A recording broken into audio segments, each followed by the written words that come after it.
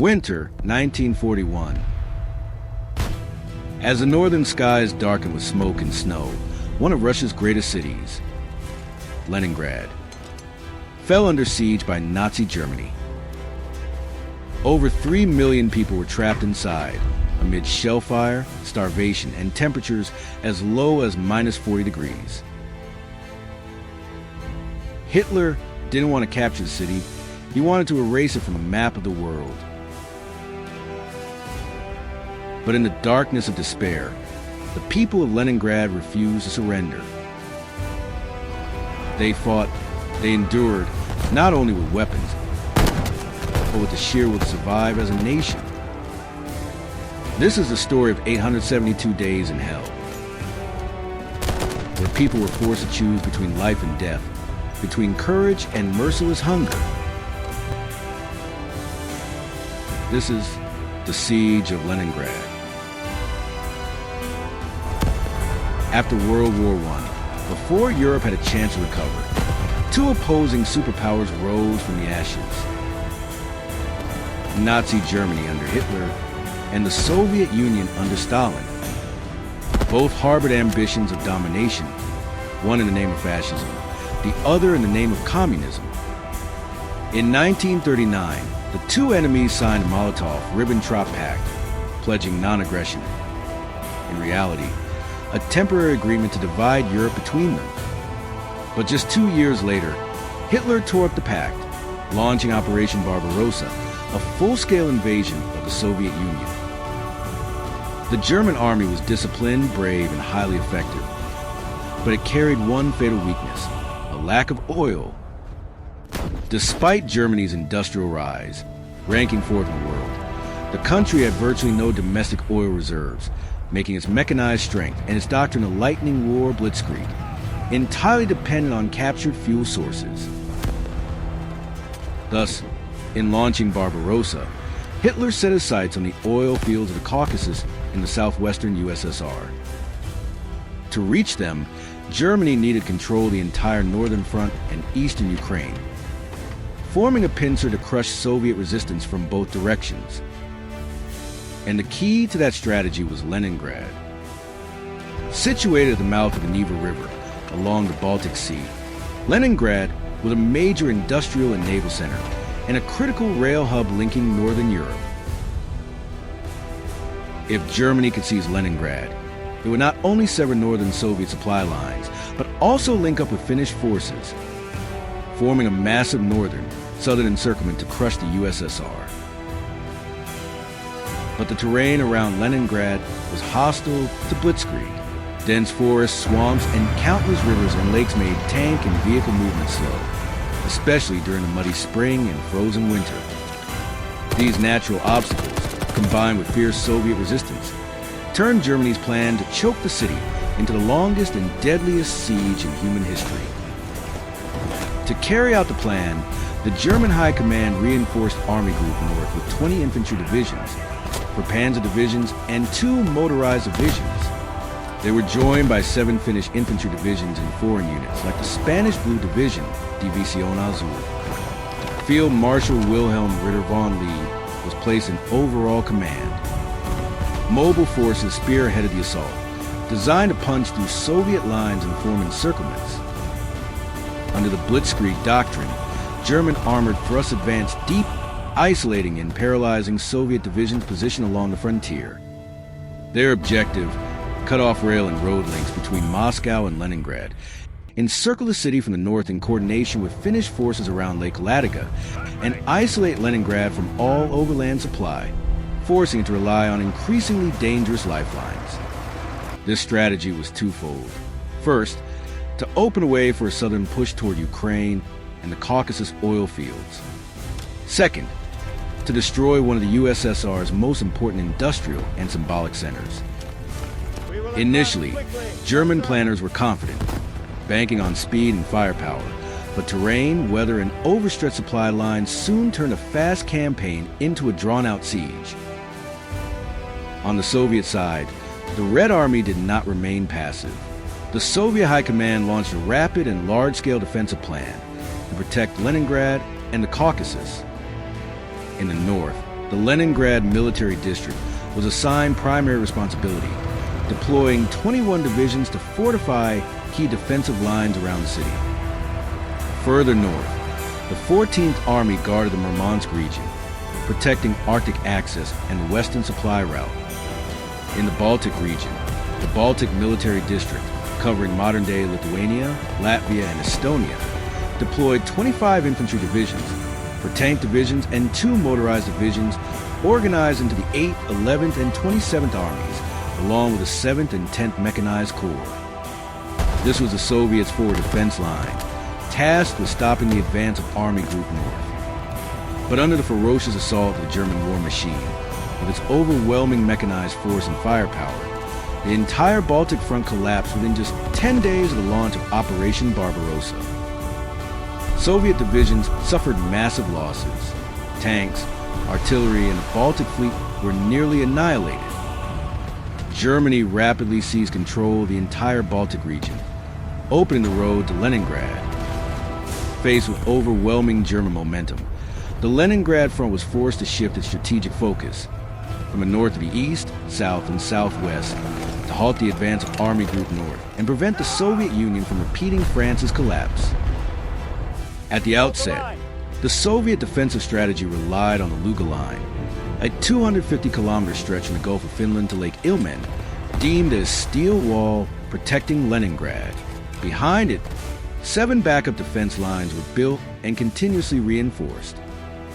But the overwhelming assault of Germany's 18th Army and 4th Panzer Group quickly shattered this line.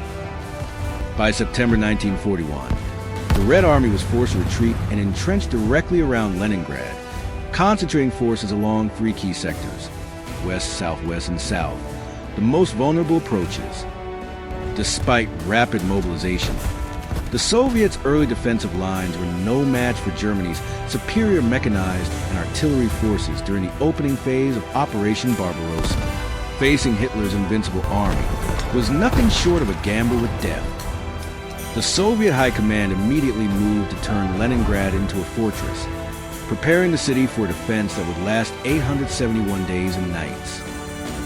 At the outset of Barbarossa, German superiority was absolute: 2.4 times more infantry, 4 times more artillery, nearly 6 times more mortars, 1.2 times more tanks, and 10 times more aircraft than the Soviets on the northern front.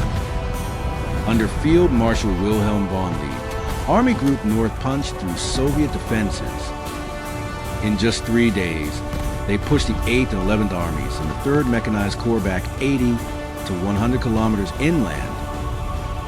On June 24th, the Soviet command rushed the 21st Mechanized Corps under General Leninchenko from the Moscow front to counterattack. Their objective: strike the flank of Germany's advancing 4th Panzer Group, now closing in on Leningrad. But against the tactical brilliance of Erich von Manstein, the Red Army suffered even greater losses. German forces seized critical crossings on the western Vinar River and captured the Gachina bridgehead. The 21st Mechanized Corps held out only until July 2nd before being decimated. It was a bitter lesson for the Soviets in the face of Nazi Germany's elite war machine.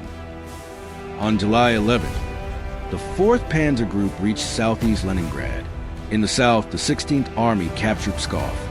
In the north, Tallinn fell on the same day. As the noose tightened, the Soviet command ordered the mobilization of 96,000 new recruits, vowing to defend Leningrad at all costs. The Leningrad City Council mobilized 500,000 civilians to build a massive ring of fortifications, a Great Wall of Russia to halt the German advance. The result was one of the most formidable urban defense systems in modern history. 190 kilometers of wooden barriers, 630 kilometers of barbed wire, 700 kilometers of anti-tank ditches, 5,000 reinforced bunkers, and more than 25,000 kilometers of combat trenches. In early July 1941, German forces tightened their grip on the roads to Ostrov and Krupki. On July 11th, Army Group North launched a massive offensive. The right wing of the 4th Panzer Group and the left wing of the 16th Army captured Krupki. The Red Army mounted fierce counterattacks along the western Dvina, but each artillery strike was repelled by the Germans. On land, the German campaign advanced rapidly.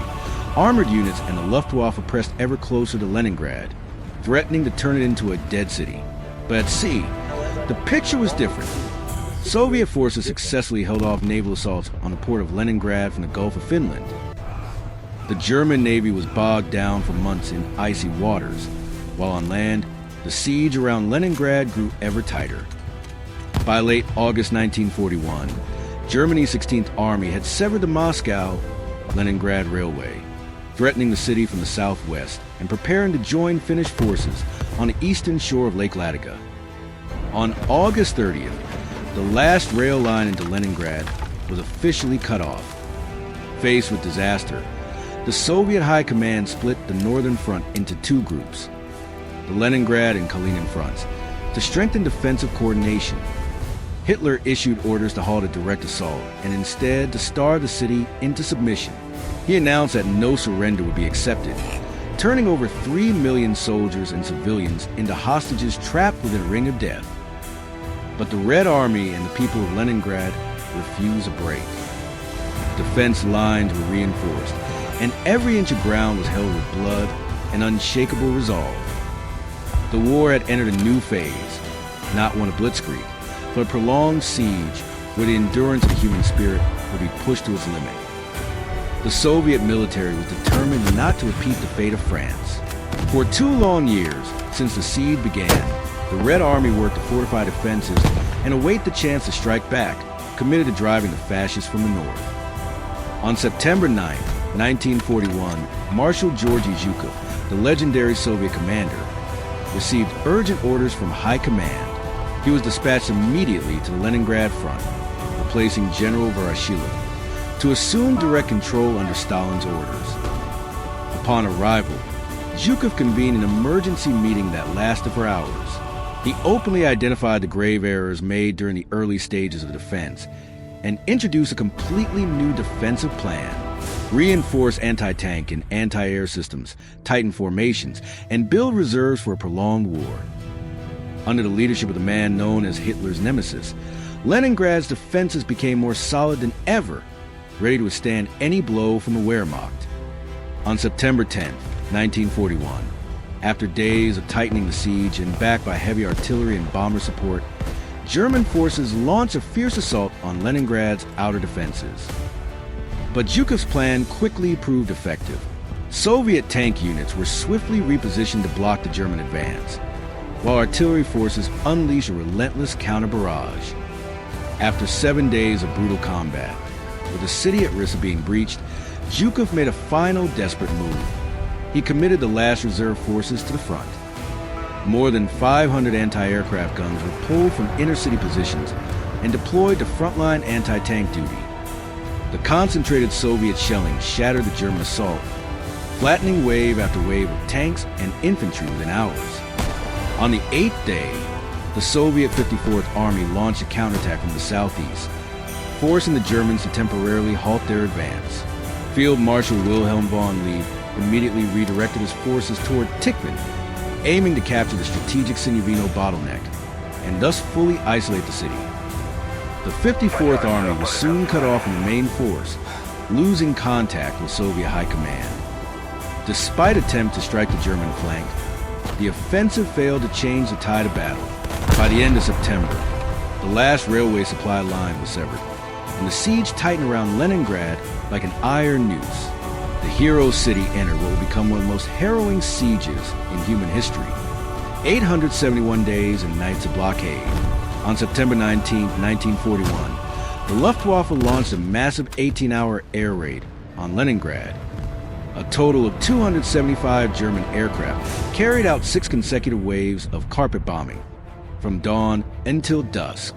This marked the beginning of a campaign to strangle the city through bombs, starvation, and freezing cold. Amid fire and smoke, over 3 million civilians were trapped inside Leningrad, facing severe shortages of food and energy. With the railway lines cut, supply delivery became nearly impossible. Rations were drastically reduced. Workers, 600 grams of bread/day. Civilians, 400 grams/day. Children, 300 grams/day. Many food warehouses and grain stores were destroyed in the bombings. As the brutal winter set in and Lake Ladoga froze, waterborne supply routes were paralyzed. Rations were halved again. At food distribution centers, people weighed every gram of bread, each crumb more precious than gold. At times, bread was mixed with sawdust just to meet weight requirements. The German Air Force continued to bomb food convoys, targeting the barges carrying desperately needed supplies. The Red Army resorted to everything, from horse meal, potato peels, to makeshift flour cakes, to keep the city alive. Even so, hundreds of thousands died from hunger and cold during that first winter. From late 1942 to early 1943, the first city-grown vegetable gardens began to sprout, a fragile symbol of life amid the inferno. With coal and oil cut off, the only source of warmth was firewood. By the end of November 1941, all trees in northern Leningrad had been felled. The last source of heat faded away in sub-zero conditions. The energy crisis forced many factories to shut down, crippling Soviet military logistics. Water systems were damaged by shelling. Heating fuel was depleted, and the Arctic winter became a living hell.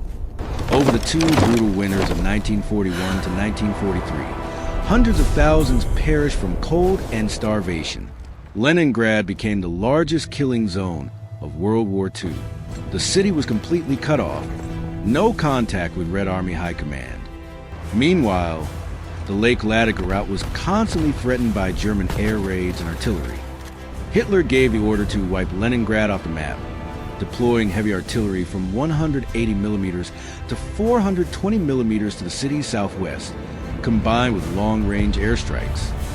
Throughout the siege, German forces fired more than 150,000 artillery shells, dropped 100,000 incendiary bombs, and 4,600 fragmentation bombs, turning Leningrad into a sea of flames and rubble.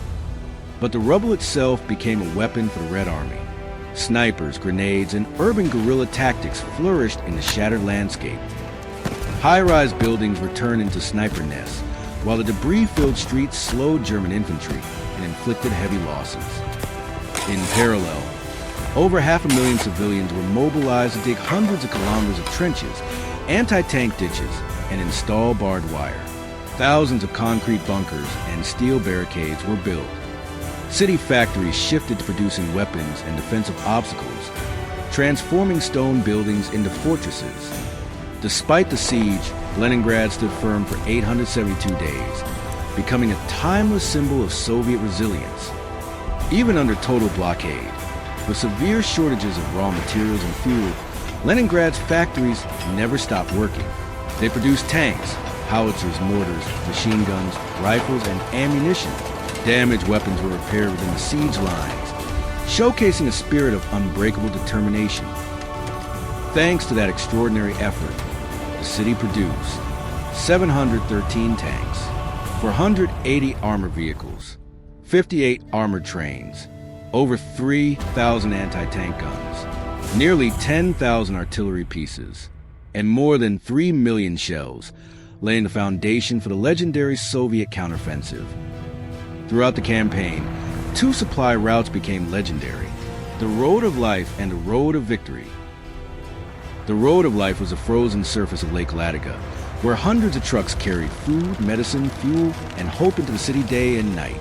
Despite relentless bombing, by June 1942, the Red Army built a 25-kilometer oil pipeline and laid an electrical cable beneath the lake bed, reviving weapon production. When the ice thawed, waterborne supply routes across Ladoga were reopened, bringing direct aid from the Soviet rear. The Red Army and Leningrad citizens threw all their strength into preparing for a counteroffensive. The Road of Victory was a network of pontoon bridges and temporary rail lines across the Neva River, delivering weapons, coal, and food into the besieged city. These two lifelines didn't just save millions of lives. They shattered Nazi Germany's plan to starve Leningrad into submission. They became immortal symbols of courage and survival, proof that Leningrad, though surrounded, would never surrender. Alongside reinforcing defensive lines and supply routes, the Soviet Red Army in Leningrad launched counteroffensives, aiming to push back Nazi forces and break the iron siege surrounding the city. These battles culminated in one of the greatest counteroffensives in human history, striking a blow directly at Hitler's dream of domination. From the very start of the campaign, despite encirclement and extreme shortages, the Soviet forces launched multiple local counterattacks. Though these offensives did not bring immediate strategic breakthroughs, they inflicted heavy losses on German troops, slowed the encirclement, and helped preserve the fighting spirit of the besieged city. Meanwhile, the Germans began shifting to a strategy of total blockade. The 18th Army advanced into southern Leningrad, coordinating with two panzer armies attacking from the southeast to cut off supply routes and turn Leningrad into a graveyard for the Red Army. Recognizing the threat, the Leningrad Front Command launched the Sinyavino Offensive on September 10, 1941, a desperate attempt to open a blood road to the east, breaking through the Sinyavino bottleneck and reconnecting Leningrad with Soviet forces in the rear. At first, the Red Army attacked with confidence, storming German defenses in hopes of a breakthrough. But the reality was far grimmer. With a thin force spread across a 50-kilometer front, Soviet troops were soon hammered by German artillery and air raids. Still, they fought with reckless determination, clinging to hope of a miracle to save their dying city. The Sinyavino offensive ultimately failed, but it significantly depleted German strength, forcing them to disperse their forces and inadvertently laying the groundwork for future Soviet victories. Leningrad, engulfed in smoke and fire, still stood tall, unyielding to frost, shells, and starvation. After the offensive began, the Red Army swiftly halted the German advance at critical transportation routes south of Leningrad. Pushing forward, Soviet units launched a second assault on Sinyavino. However, progress was painfully slow due to lack of artillery support and limited armored units.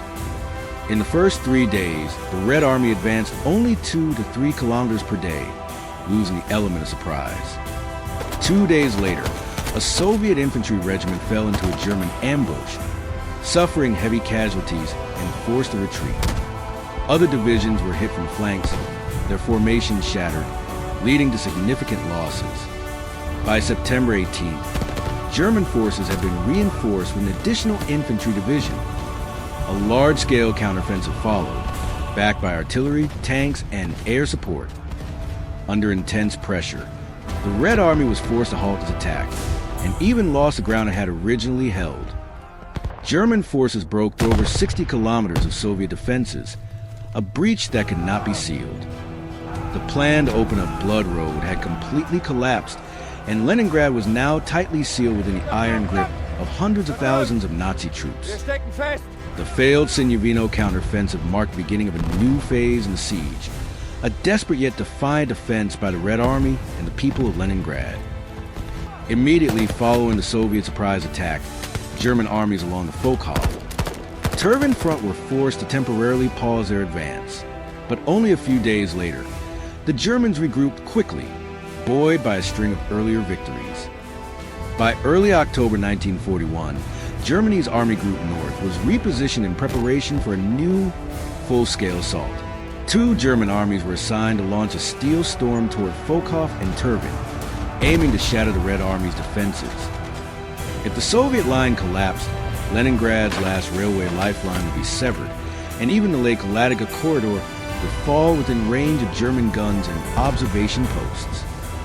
To carry out the encirclement, 4 German infantry divisions launched a coordinated attack from the south, pushing toward Lake Ladoga, tightening the noose around Soviet forces in the Tikhvin, Volkhov, Voronovo Triangle. The Spearhead was ordered to capture Turin, a vital railway junction, then advance northward to cut off Leningrad's rear and link up with Finnish forces. On the Soviet side, though exhausted from failed offensives, the Red Army was determined to make a last stand. Soviet command established a 3-tier defense network. The first line stretched 35 kilometers from Voronovo to the Malakshinsky marshes. The second line consisted of 6 infantry divisions, extending 50 kilometers to Kurishi, and the final line ran along the Volkhov River, covering 80 kilometers in total. The The Red Army had just 135,000 troops for 175 artillery pieces and 59 tanks. In contrast, the Germans fielded over 140,000 soldiers, 1,000 guns, and 200 tanks, driven by momentum and confidence. These fragile lines of defense were like snowflakes against a storm of steel, where every Soviet soldier knew they were holding the final gate that stood between Leningrad and annihilation. On October 16, 1941, two German infantry divisions broke through Soviet defenses south of Volkhov. 2 days later, German tank and mechanized units crossed the Volkhov River, capturing the Chadovo bridgehead. They launched a direct assault, forcing the Red Army to retreat east and southeast. The hasty withdrawal created a deadly gap between two Soviet army groups, and the Germans immediately seized the opportunity. German spearheads punched through the breach, completely cutting off Soviet forces. Tanks surged forward like iron fists, crushing resistance pockets. Leningrad's final supply route stood on the brink of collapse. Facing catastrophe, the Northwestern Front Command rushed two infantry divisions across the Volkhov River to reinforce the front. After a series of brutal battles at the end of October, the Red Army finally halted the German advance, though at great cost. Neither side backed down. Hundreds of infantry divisions, tanks, and aircraft were thrown into a brutal war of attrition. In the skies, planes screamed overhead. On the ground, tanks roared through the mud and snow. Every inch of land was paid for in blood. The Red Army knew if they lost this ground, Leningrad's lifeline would vanish. By November 9th, after weeks of fierce struggle, Soviet forces received reinforcements and launched a counteroffensive across the Volkhov-Tikhvin front, reclaiming key positions. The road of life to Leningrad, the city's sole supply route via Lake Ladoga, was temporarily secured. But before the smoke cleared, the Soviet High Command boldly launched the Second Tikhvin Offensive. The goal, to divert German forces from a Volkhov line, reconnect the Leningrad and Northwestern fronts, and restore land-based logistics. The Soviets mobilized 63,000 troops for 175 artillery pieces and 97 tanks, attacking from Ivanova and MGA. Facing them, the Germans had 54,000 men, 450 guns, and 120 tanks. The assault began on October 20th. However, just like before, the Soviet advance was halted early on. Entire divisions were pushed back to their starting points. Some left with only a few hundred rifles between them. To the east, Soviet troops secured a small bridgehead on the Neva River, but were soon met with relentless German counterattacks. Heavy losses mounted, and the offensive collapsed. The commander of the Leningrad front was dismissed. Leningrad once again stood on the brink of despair. In late October 1941, a new Soviet plan was enacted, sending additional infantry and Marines to the Eastern Front. But the Germans had dug in deeply, and Soviet attacks became as futile as throwing eggs at a stone wall. Under withered machine gun and artillery fire, 3 Soviet divisions took heavy casualties and failed to cross the eastern Neva banks. The fighting continued into late December. Hundreds of attacks were launched without success. Sinyavino once again became a nightmare for the Red Army. The offensive failed, erasing all Soviet gains at Tikhvin and allowing the Germans to reclaim the supply corridor. In response, the Soviet High Command reinforced the Northwestern Front, both to stop the German advance toward the Baltic and to support Leningrad. Meanwhile, German forces concentrated their strength toward Tikhvin, hoping to link up with the Finnish army and encircle the Red Army in a massive pincer movement. On November 10th, German tanks launched a major assault on Tikhvin, pushing Soviet forces back 6 to 8 kilometers. But already weakened by previous engagements, the German momentum quickly stalled. The Soviets held firm in the northwestern sector. Part of the Soviet strategic reserve was dispatched to reinforce Tikhvin. Even as the defense of Moscow reached a critical stage, the Soviets were determined to hold this front. After 8 days of fierce combat, German tank divisions were forced to retreat from Tikhvin, giving the Red Army an opening to counterattack. On the northern flank, 4 Soviet infantry divisions launched a pincer assault, encircling and destroying much of the German force. Fearing encirclement, German troops on the right flank withdrew along the Volkhov River. To the east, 2 German tank regiments became bogged down and isolated, forcing a full German retreat from Tikhvin in chaos. During the withdrawal, German units were constantly ambushed on the ground and bombarded from the air. Southwest of Tikhvin, 7 German infantry and 3 panzer divisions tried to recapture the railway, but were repelled and crushed. Most of their tanks and heavy artillery were abandoned. The Red Army swiftly captured Kalamayajai and Staraya Yar station, establishing a bridgehead 20 kilometers wide and 3 to 8 kilometers deep, restoring the Kurishi Railway, Leningrad's vital lifeline. The Tikhvin counteroffensive dealt a crippling blow to the Wehrmacht. 3 infantry divisions, 1 motorized division, and 2 panzer divisions were destroyed. Other units suffered devastating losses. Field Marshal Wilhelm von Lee was dismissed. Although the Red Army lost nearly 18,000 soldiers and over 30,000 wounded, they regained strategic initiative and secured Leningrad's road of life. The tide around Leningrad had begun to turn in the Soviets' favor. Following the triumph at Tikhvin, the Red Army launched a series of counteroffensives, forcing the Germans onto the defensive. In the bitter cold of winter 1942, the Operation Spark was launched, shattering Hitler's dream of conquering Leningrad. After 871 days of siege, Soviet forces broke through enemy lines, driving out German troops from the northwest and liberating the heroic port city from encirclement. Immediately after the victory, Soviet High Command launched a new operation, the Luban Offensive, aimed at retaking the strategic railway linking Moscow to Leningrad. The Luban area, lying between Lake Ladoga and Siverskaya, was crucial for military logistics. The plan: the Volkhov Front would deploy the 2nd Shock Army and 1 tank division to strike directly at Luban. But after the bloody battles prior, the Leningrad Front's forces were visibly depleted. General Zhukov warned sternly. The terrain was swamps and lakes, and the German defenses were formidable. A poorly prepared offensive would be catastrophic. Nonetheless, Stalin insisted on attacking. He believed General Kozin, commander of the Leningrad Front, could muster the full strength of the 54th Army to crush the German lines and reopen Leningrad's lifeline. On March 22, 1942, the Luban Liberation Campaign officially began. The 2nd Shock Army advanced rapidly, breaking through German outer defenses and driving toward Luban. However, due to Marshal Kulik's hesitation, the 54th Army advanced too slowly and failed to coordinate, leaving the 2nd Shock Army isolated. No longer threatened from the rear, German forces launched a brutal counterattack. Soviet units, trapped in swampy terrain, were surrounded and took heavy casualties. Meanwhile, Stalin and General Kozin made a fatal mistake. Instead of ordering a breakout, they commanded the troops to press the attack. The result: the 2nd Shock Army was nearly annihilated.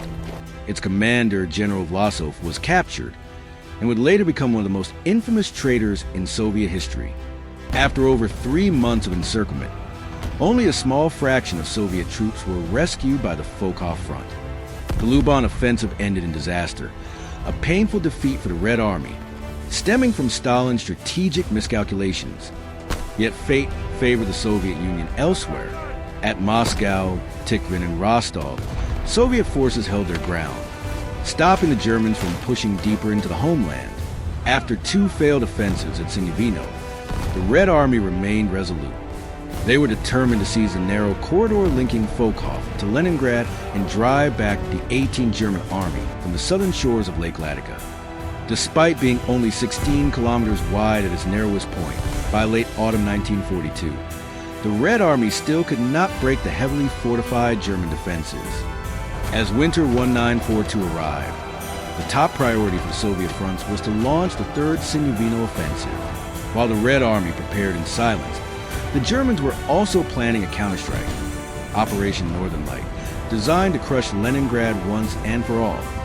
Both sides kept their plans so secret that when the Red Army opened fire, it took even the Germans by surprise. Learning from their past failures, the Soviets changed tactics this time.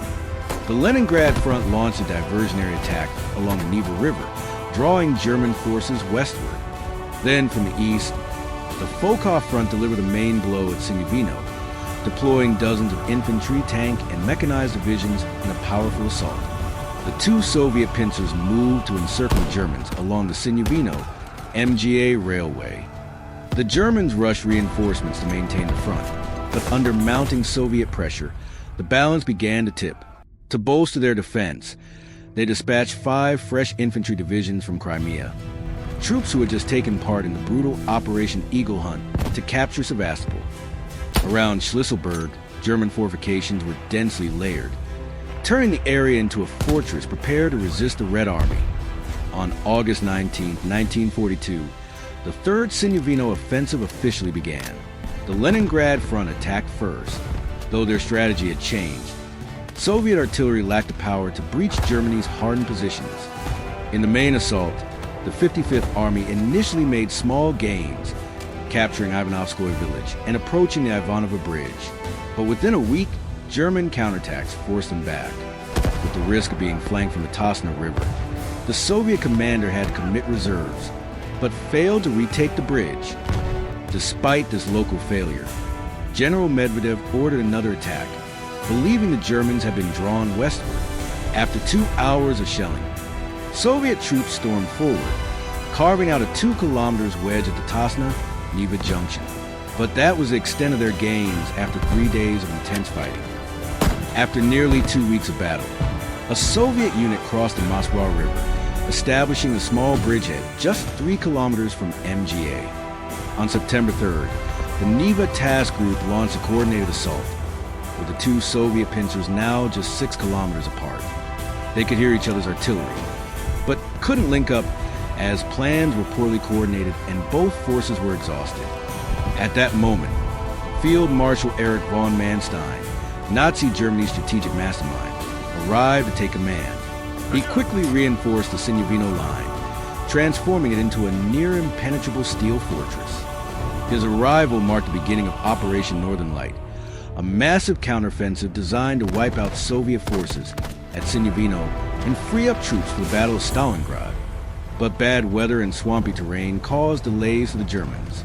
Eventually, Manstein unleashed his trump card, the classic artillery first, infantry followed tactic that had made his name in World War I. German guns rained hell from afar, tearing through Soviet ranks. The infantry simply advanced and mopped up the shattered remnants.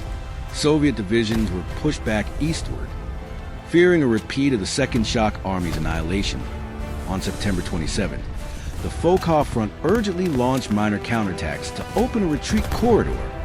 But most units were too depleted. Losses were staggering. The Third Signavino offensive teetered on the edge of collapse. Once again, Leningrad soil was soaked with Red Army blood. Though the Soviets achieved limited tactical gains, the cost was so high that Manstein was forced to cancel Operation Northern Light. In a twist of fate, German overreach inadvertently saved Leningrad from catastrophe. When Operation Northern Light crumbled, Berlin erupted in outrage. From that moment, Hitler's dream of capturing Leningrad was buried for good. Out of failure came opportunity, and the Red Army was ready. Winter 1942, the Siberian winds returned, but this time they carried with them hope of victory. The Soviet High Command approved a new offensive, Operation Iskra, Operation Spark, designed to break the siege and reopen the road of life to Leningrad. 331. On the night of January 11th to 12th, 1943, the northern skies lit up as the Red Army unleashed more than 4,500 bombs on German defenses. Just a week later, the Leningrad and Fochau fronts linked up at Schlisselburg, tearing a hole through the siege lines and reopening the supply corridor to the city. Hitler flew into a rage, ordering his troops to hold at all costs.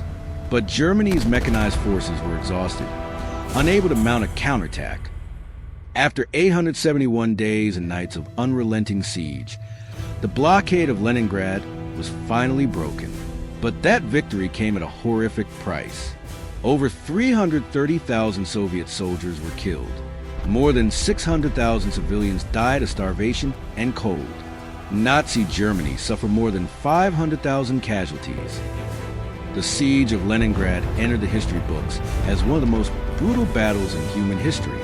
And from its ashes, the Soviet Union would turn its gaze to Stalingrad, where the decisive counterblow to fascism was about to begin.